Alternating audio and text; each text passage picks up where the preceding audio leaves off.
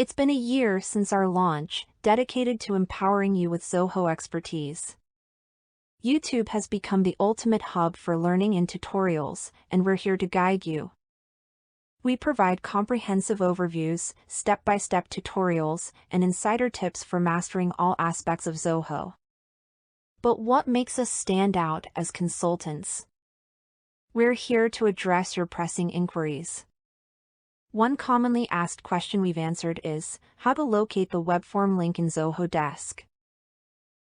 How we access a web form in our help center.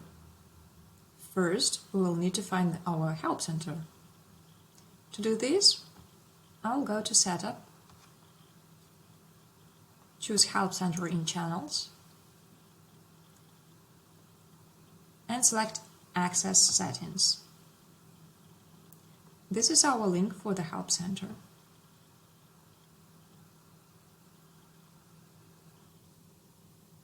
If I click Submit a Ticket, I will be redirected to the web form.